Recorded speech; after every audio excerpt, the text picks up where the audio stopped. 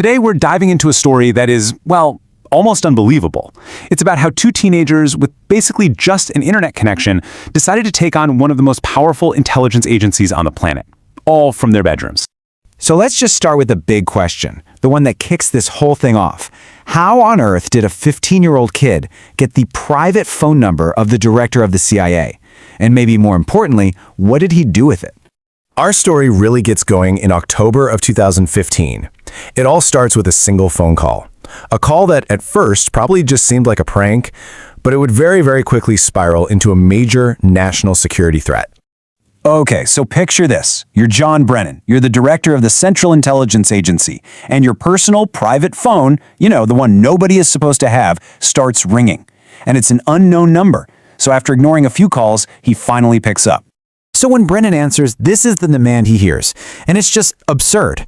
We want $5 trillion. Let me say that again, $5 trillion. I mean, to put that in perspective, that was more than the entire GDP of India at the time. Then the voice on the phone tells him to, stop bombing the Middle East and just hangs up. So who was this on the other end of that incredibly audacious call? Well, this brings us to our two main characters. They were a world apart, literally, but they were united by this common, chaotic goal. And these two kids could not have been more different. So on one side, you've got Kraka, a 15-year-old in the UK. He's the leader of this group called Crackers with Attitude, and he's totally fueled by political rage over US foreign policy. And on the other side, you've got Default, an American teen who got his start just cheating at video games and became obsessed with the pure challenge of hacking. And Default, well, he was not new to this game at all. His journey started way back in 2008, and it evolved from these simple game cheats to some pretty complex hacktivism. I mean, he did things like break into a university server and just delete $9.4 million in student debt. And he even helped lead a cyber protest that actually pressured the Danish government to repeal a controversial law. So you take Kraka's intense political drive and you combine it with Default's technical skill.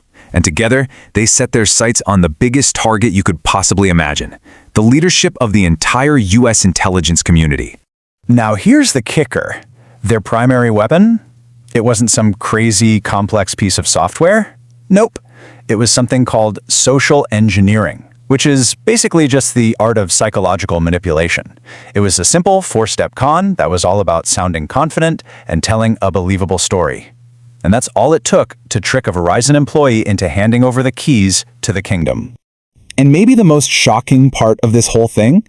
When Kraka was actually asked how hard it was to break into the CIA director's life, he said that on a scale of 1 to 10, it was a 1. He called it very easy. Once they were inside Brennan's email account, the damage was just immense. They didn't just find information, they published it. They got in touch with Julian Assange directly, and WikiLeaks released Brennan's entire 47-page top-secret security clearance application. It exposed everything from his psychological records to past drug use for the entire world to see. But they didn't stop there, not at all. They then went on to release the personal data of over 9,000 Department of Justice officials. And after that, they leaked the private information of 20,000 FBI agents. I mean, the scale of this breach was just staggering. So the total direct cost to the U.S. government was estimated at about $1.5 million. But the real cost, as the source material points out, was the massive global embarrassment for the CIA.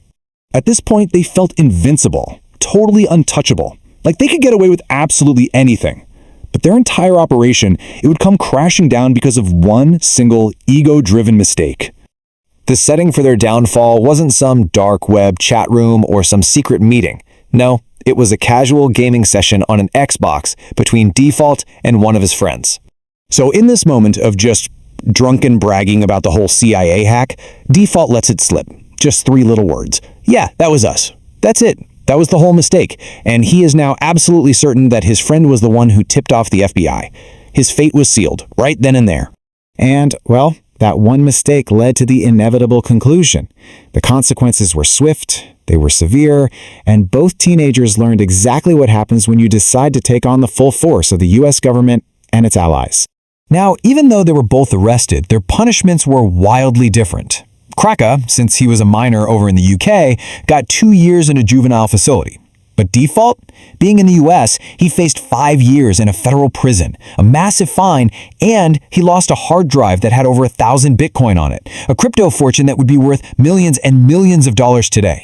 You know, initially, Default claimed he was fighting for some kind of political justice. But 2 years later, standing in court, his perspective had clearly changed. He just stated, "I now realize I was completely wrong." So what do we take away from all this? I mean, was it politically motivated hacktivism? Was it just teenage rebellion? Or was it a dangerous game that went way, way too far? That line is often incredibly blurry, and it leaves us with one final thought. The story of Kraka and Default, it really forces us to ask where activism ends and anarchy begins. And that's a question that becomes more critical with every single day that passes.